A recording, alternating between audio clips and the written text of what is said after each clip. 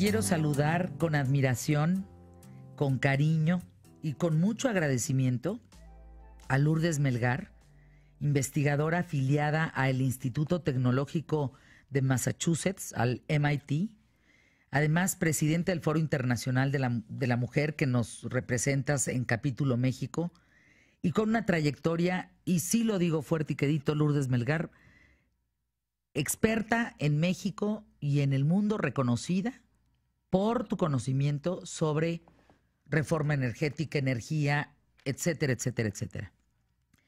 Al tiempo de haberla firmado, de haberla hecho, porque muchos nos quejamos en ese momento, en lo oscurito, de haberla pasado a como diera lugar.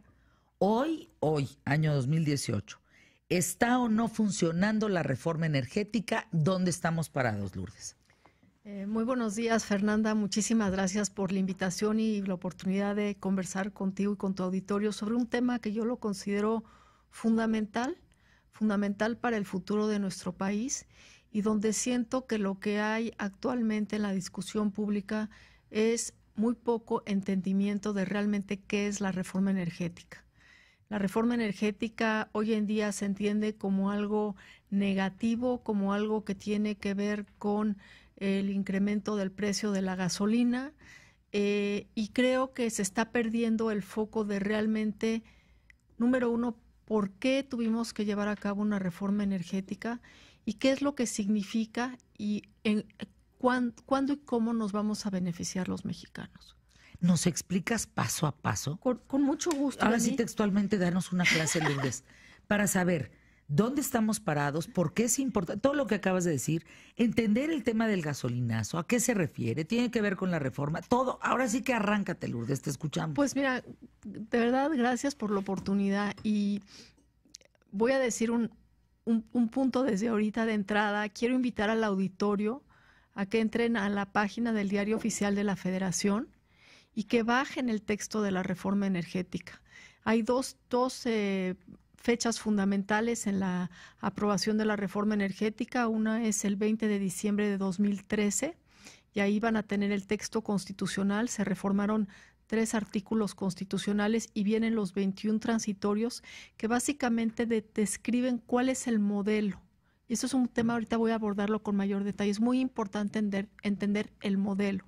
Y segundo, las leyes secundarias que se aprobaron el 11 de agosto de 2014, y ahí, pues, según el tema específico que les interesen, podrán abordarlas, pero hay de todo. Hay desde la ley de hidrocarburos, que te determina cómo se van a licitar los procesos de contratos petroleros, o cómo se va a ir dando la apertura del mercado de petrolíferos, como también la ley de la industria eléctrica, la ley del Fondo Mexicano del Petróleo, que es algo de lo cual no se habla, pero que es un cambio fundamental en la manera de administrar nuestra riqueza petrolera, etcétera.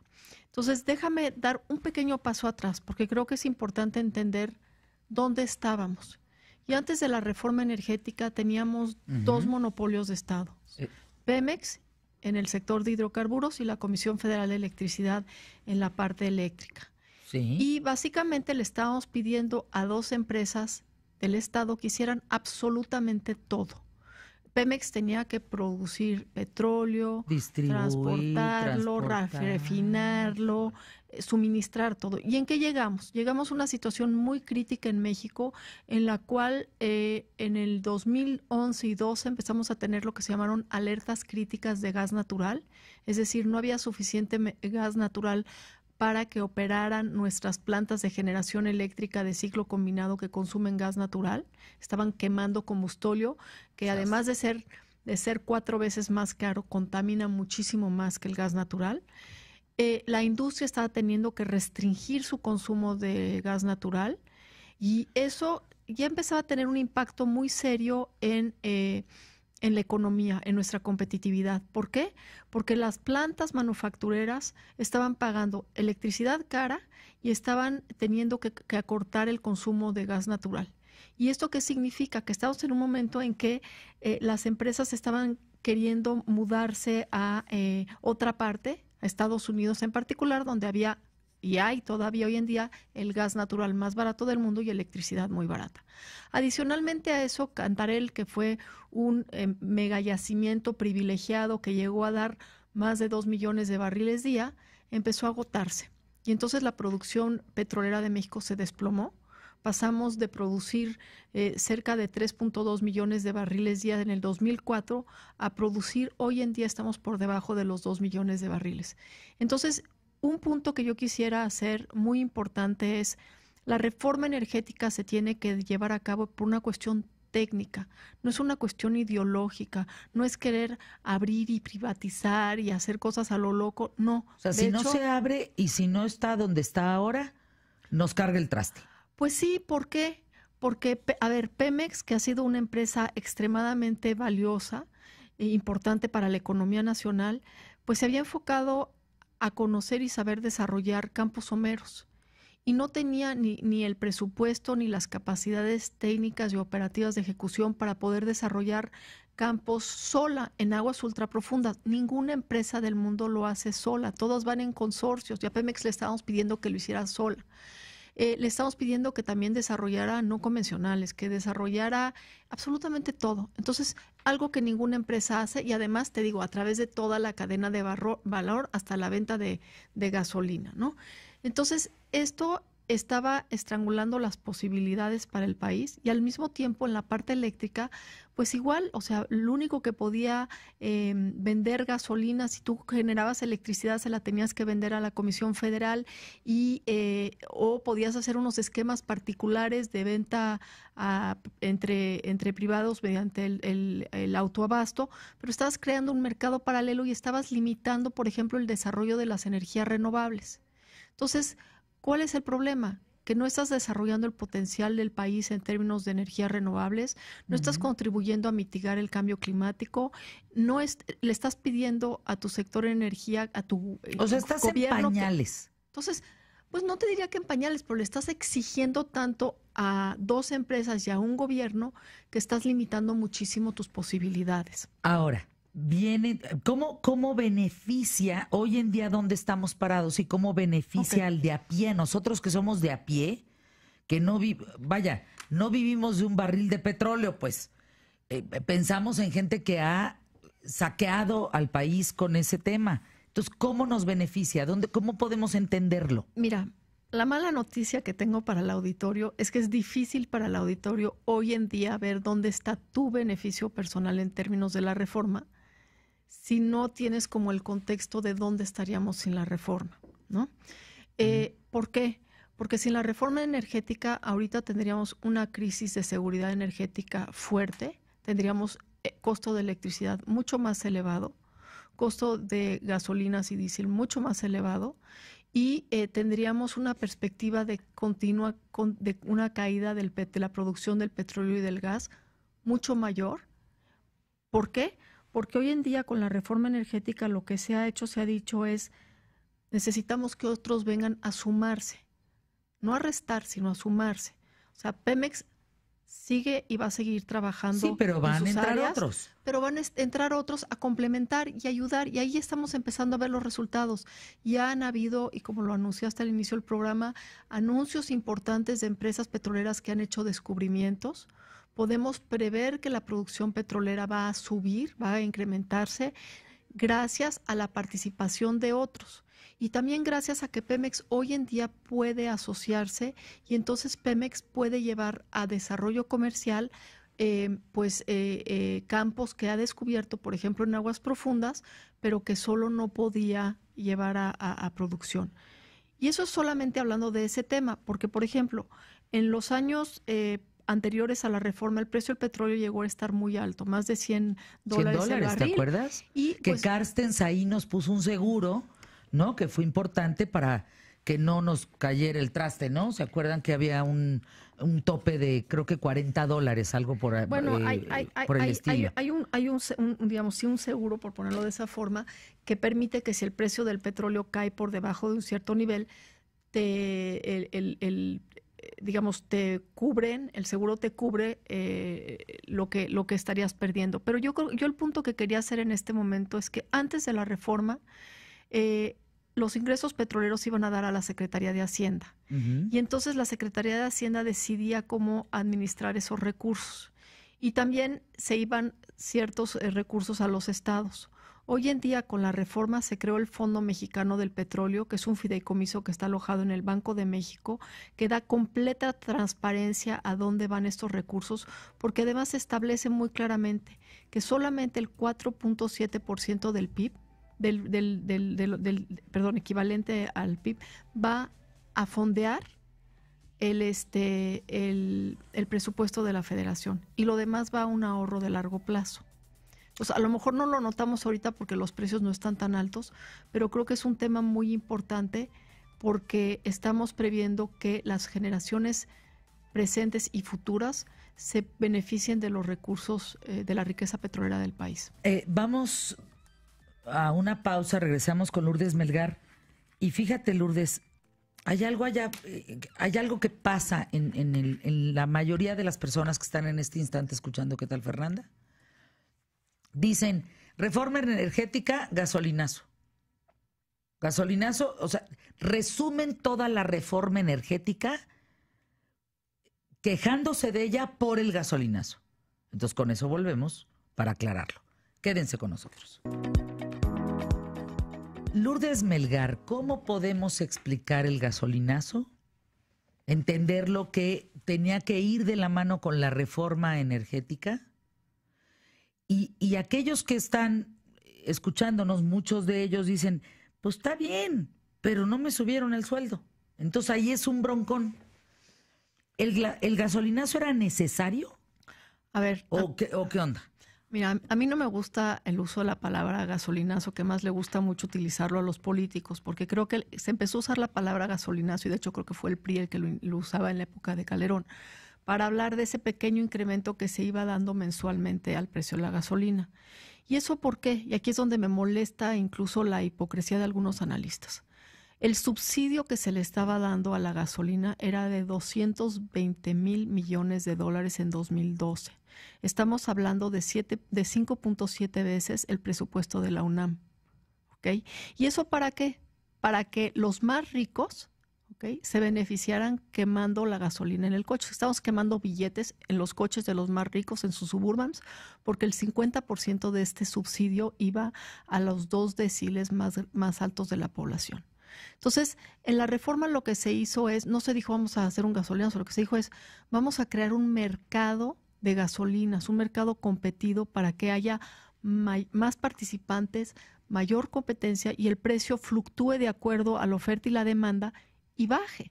Y se invierta más, se requieren más gasolineras, se requieren más terminales de almacenamiento, se requieren más poliductos para transportar las gasolinas y el gobierno no tiene ese recurso. Entonces vamos a abrirlo para que se pueda dar. Por una decisión política del Congreso, porque además no hay que olvidar que la reforma energética la aprobó el Congreso de la Unión, no es una decisión del gobierno, es una aprobación del Congreso de la Unión donde fueron de la mano PRI, Partido Verde y PAN. Entonces es muy chistoso de repente oír al PAN como hablar del gasolinazo cuando todo el mundo está en esto, ¿no? Entonces, ¿qué es lo que sucede? Que el precio de la gasolina está determinado por varias diferentes variables. Una de ellas es que es el precio internacional del crudo. Y hemos tenido una situación donde en 2014 cayó dramáticamente el precio del petróleo y eso nos pegó muy fuerte, por ejemplo, en el presupuesto de Pemex, pero ahora está empezando a remontar y eso está teniendo un impacto en el precio de la gasolina. Es más cara. Es más cara. O sea, en todos lados es más cara. En todas partes es más cara. Eso es real. Eso es un tema real. Pero además, desafortunadamente, y aquí mira, te voy a dar un pequeño dato. El precio el precio de la mezcla mexicana de importación subió 31.36% en un periodo muy breve, de noviembre a diciembre de 2016. Y el tipo de cambio aumentó 10.75. O sea, en un año tuviste estos incrementos, pues que porque quitaste el subsidio. No, es un cambio en el tipo de cambio. No es nada más que quitaras el subsidio, es que tú fuiste liberalizando, poniendo precios reales, y en ese momento lo que empiezas a ver es que el precio internacional del crudo es más alto y por lo tanto impacta en el precio de la gasolina, y al mismo tiempo estás importando la gasolina. La mayoría de la gasolina que se vende en México es importada y por lo tanto estás pagando dólares que tienes que poner en pesos, y el dólar está más caro y por lo tanto eso tiene un impacto. Ahora, más quitar el subsidio. Bueno, es que además lo que ha sucedido es que el subsidio no se ha quitado al 100%. De hecho, lo que está haciendo actualmente el gobierno es que estableció un mecanismo para suavizar estos incrementos, y entonces actualmente, pues digamos que si no hubiera esta intervención del gobierno, la gasolina sería 42% más cara. 42% más cara. ¿Y qué quiere decir esto? ¿Lo irán quitando paulatinamente? Pues es que en la medida que se vayan dando las inversiones, en la medida en que vayas teniendo más participantes en el mercado. ¿Qué quiere decir esto? En la medida en que no solamente Pemex sea el que importa las gasolinas, sino que haya otras empresas que desarrollen infraestructura e importen gasolina. En la medida en que no solamente haya las estaciones de servicio de Pemex, sino que tengas estaciones de servicio de otras marcas que compitan y que te ofrezcan un mejor servicio, en la medida en que empiece a haber también una mayor producción nacional de gasolina, el precio va a tender a bajar. Y déjame dar un ejemplo que yo creo que las amas de casa van a entender. En diciembre en el diciembre de este año, en la época de Navidad, el jitomate estaba a 95 pesos el kilo. Digo, yo fui a comprar para mi bacalao y casi me muero. No. Y hoy en día el precio está más o menos, el otro día compré 45. Unos jitomates. No, de hecho lo compré a 22 pesos. Incluso en el mercado de Medellín estaban a 10. Entonces, ¿qué quiere decir esto? Que ves esta variación. Sí. Lo mismo va a suceder con las gasolinas. El precio de la gasolina, una vez que se libere completamente y que se hayan llevado a cabo las inversiones necesarias, el precio va a ser más bajo. Claro, a nadie nos gusta que nos digan, eso no va a ser mañana. Eso lleva tiempo. Eso lleva a llevar un tiempo, por lo menos un par de años, a que se materialicen las inversiones. Entonces, te preguntan de cómo defender, por ejemplo, que si la magna estaba en 9.80, está en 17. Que si el gas estaba en 11, está en 20. Que si la tortilla estaba en 8, está en 15. A ver, yo creo que el punto importante es, reitero lo que ya dije, que además aplica también al gas LP. El gas LP que estamos consumiendo también tiene un porcentaje importante de importación, además de que los precios están sobre la base de precios internacionales. El precio del petróleo ha subido y eso, el gas LP y la gasolina son derivados del petróleo, por lo tanto el precio ha subido. Adicionalmente, el precio en dólares ha subido y como importamos, tenemos que pagar en dólares y el tipo de cambio se ha depreciado y por lo tanto tenemos que pagar más pesos para comprar ese gas LP o para comprar esa gasolina. Aquí el tema es, tú puedes tener dos posiciones de política pública, una decir que el gobierno lo subsidie y que el gobierno se endeude y que el gobierno lo cubra. Eso quiere decir que, por ejemplo, si el gobierno hubiera hecho eso, hubieran tenido que recortar el gasto en 182,000 millones de pesos, lo que equivale a la cuarta parte del IMSS. Entonces, ¿qué prefieres? ¿Tener salud o que los más ricos del país puedan quemar la gasolina en sus coches?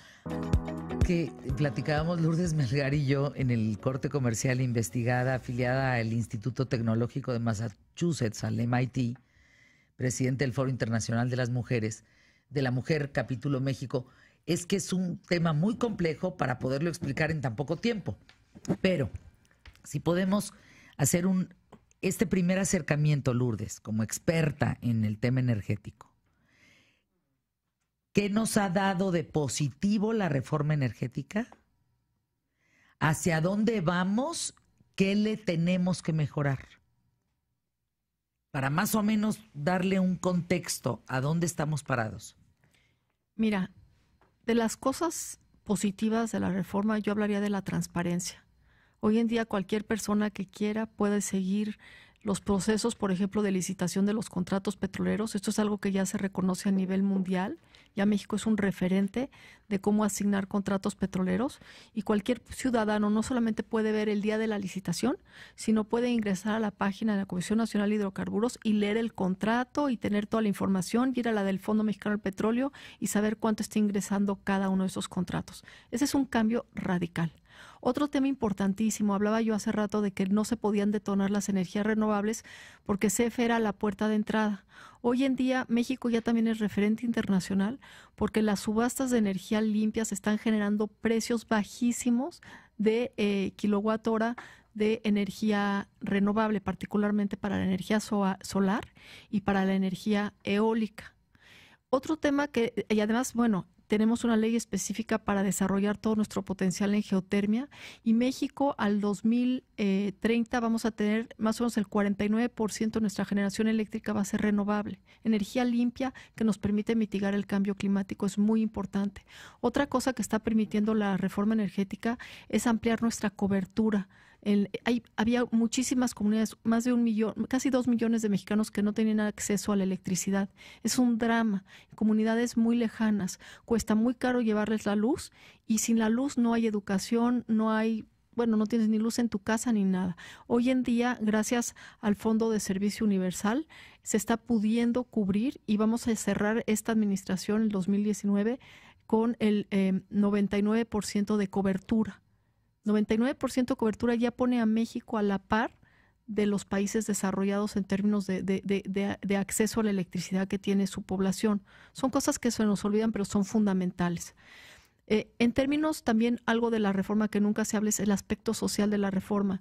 La reforma estableció todo un mecanismo para asegurar que las comunidades reciban beneficios puntuales por la actividad que se lleve a cabo, ya sea en el sector eléctrico o en el sector hidrocarburos, pero si se lleva a cabo exploración o extracción de hidrocarburos en tu área donde vives, te tiene que dar te van a caer un pago efectivo. O sea, te va a caer dinero porque te van a tener, si te compran tu tierra, te la van a tener que pagar a precio comercial, no catastral. Te van a tener que pagar cualquier cosa que remuevan, es decir, si tiran tu casa o quitan tus cultivos, te lo van a tener que pagar. Y además vas a poder negociar que te caiga un porcentaje de la utilidad final de la producción de gas o de petróleo. Es un cambio fundamental del cual no se habla, se habla. ¿Qué le falta? ¿Qué le negritos falta? en el arroz? A ver, muy importante. Le falta, primero que nada, continuar con la implementación.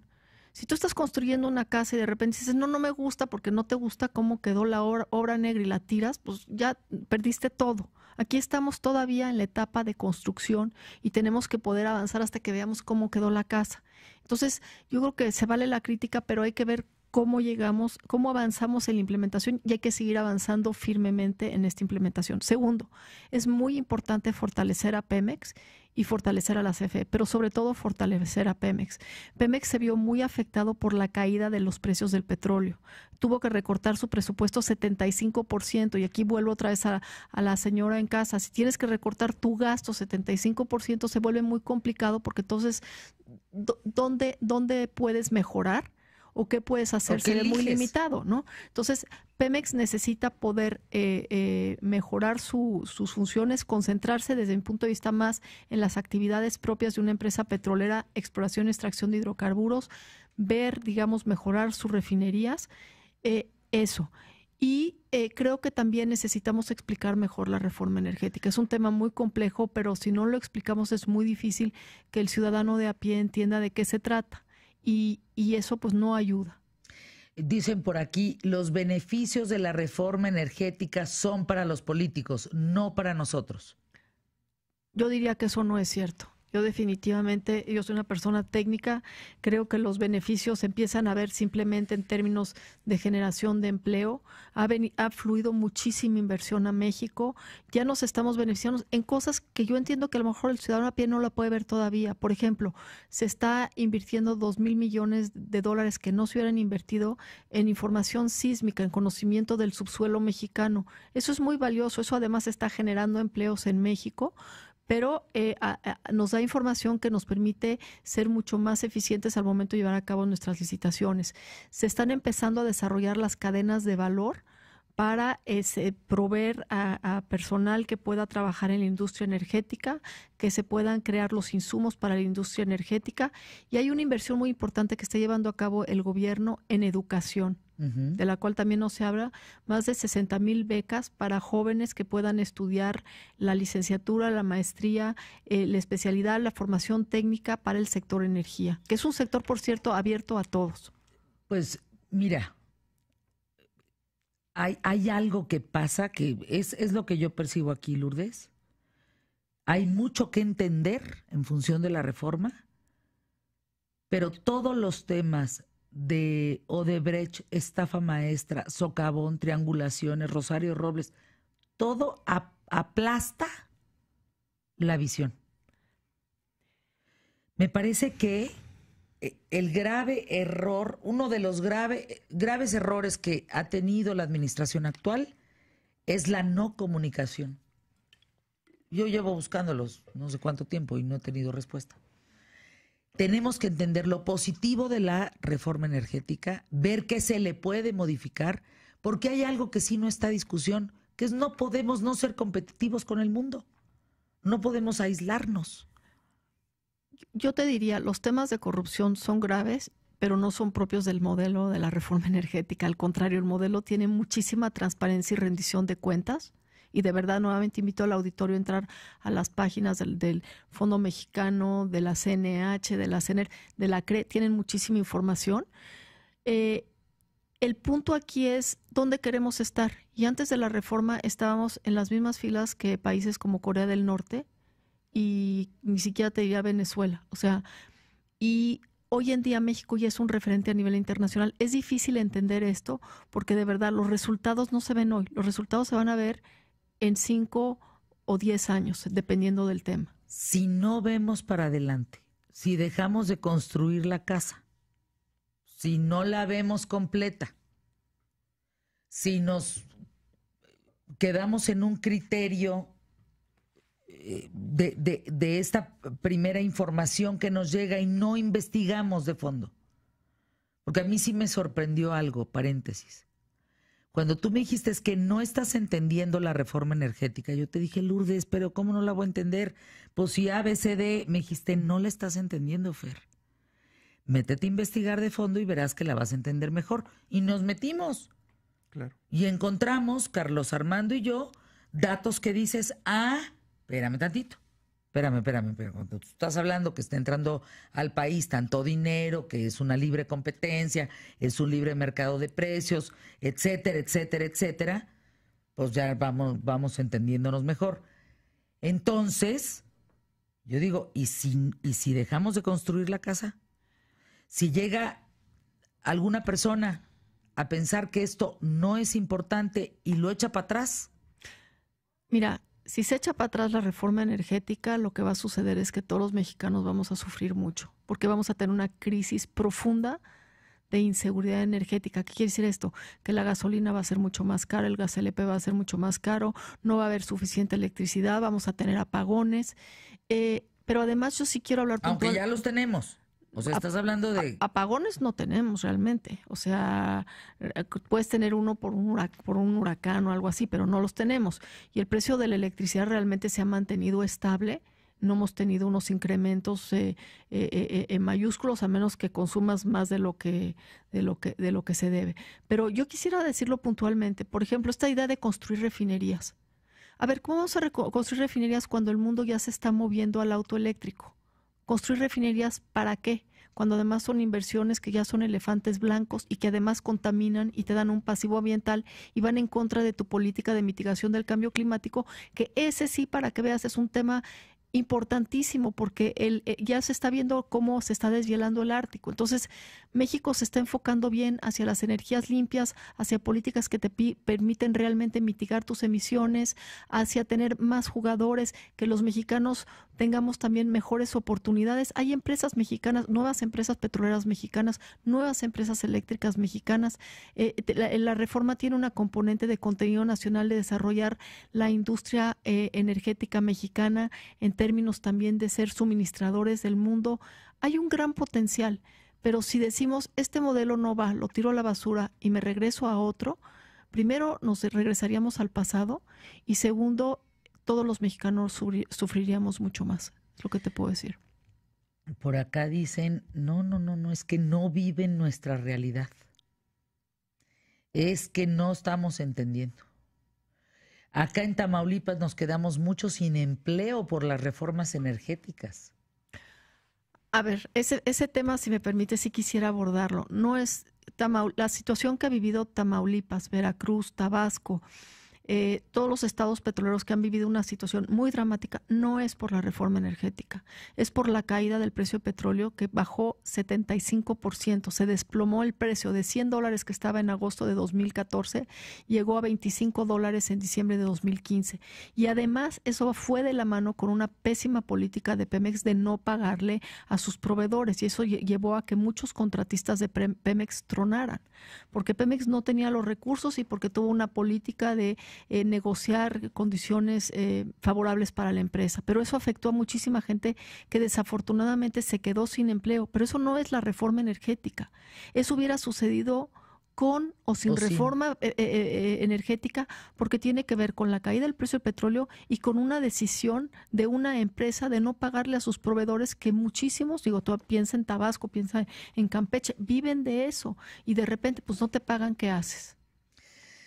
¿Dónde podemos, bueno, por qué no hacemos un ejercicio, Lourdes, de sentarnos eventualmente a hablar de este tema? Porque sí, las mentadas están al por mayor, Lourdes. No. Fíjate que a mí nunca me habían recordado tanto a mi madre. Nunca. Y opinión que uno da, o para bien o para mal, es vendida tal por cual, y tu amigo Mid, y digo, ¿qué? Por momentos estamos teniendo un asunto tan importante de aquí a nuestro futuro, que es unos cuantos meses, unas cuantas semanas, tomar una decisión importante, y nos concentramos en que yo soy amiga de Mid. Pues ascuas, mano. Sí está difícil eso, porque, miren, soy extraordinaria amiga, pero nunca, quien me conoce, nunca he dejado de enjuiciar a los amigos que la riegan.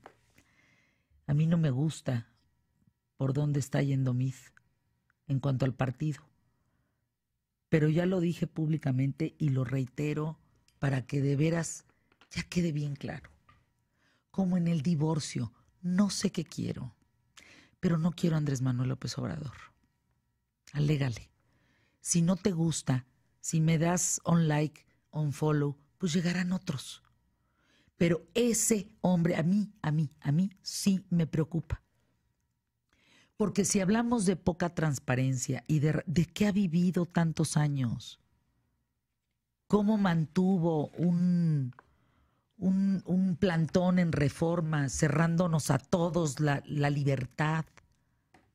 Entonces, para quedar claro, no estoy hablando con la señora experta en energía, porque soy amiga de Mid, por favor, porque también lo soy de Margarita y también lo soy de Ríos Peter.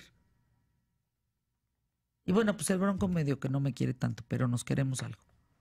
Y luego, ¿ustedes creen que por cariño, por amigo, yo tengo la poca conciencia, la poca calidad de persona, después de haber golpeado como he golpeado a este sexenio directamente al presidente Enrique Peña Nieto, de doblar las manitas de esa manera? Yo también tengo hijos, yo también quiero un México mejor y estoy muy preocupada porque no haya cuál irle,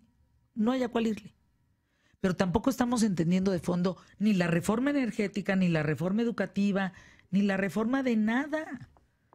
De nada. No estamos hablando, no estamos entendiendo. Por eso he traído a los posibles que van a estar en la boleta para saber qué quieren, cuáles son sus 4 ejes, por dónde van, qué nos conviene de Mid, qué nos conviene de Margarita, qué nos conviene del otro. Si los juntamos en una licuadora, ¿qué puede salir? ¿Qué no nos conviene del otro? Yo no puedo pensar en un hombre que tiene la capacidad de decir que perforar un pozo petrolero es lo mismo que abrir un pozo de agua. Me carga, pues no es lo mismo. No es lo mismo, por favor, no es lo mismo, no es lo mismo. No puedes banalizar las cosas tan de fondo. Y miren, la trinchera que me toca no es cómoda. No es una trinchera cómoda. Pero ni modo, es la que me toca. Punto. Y si yo puedo poner información en la mesa que nos permita abrir un poquito más los ojos, ¿hacia dónde? No lo sé. Pero ver qué es lo que no nos conviene, pues lo hago. ¿Por qué? Pues porque lo hago, porque me he ganado este puesto hace 31 años, por el amor de Dios. No soy una improvisada. Entonces me preocupa enormemente pensar que a todo se le dé carpetazo como a los rateros, que se les dé carpetazo, que no haya reglas claras en este negocio de la política en México, que haya impunidad, que hayan tipos que se llevan 80,000 millones y todavía dicen lo merezco. Me preocupa igual que a ti. Pero caray, no podemos dialogar o discutir o debatir si todo es, pues tú eres tal por cual y tú eres, pues es que por eso la división de muchos, ¿no? Pues los pirurris y los fifus y los fifis, pues los peje zombies y los de, pues ahí nos vamos a quedar, nos va a cargar el traste en México, básicamente.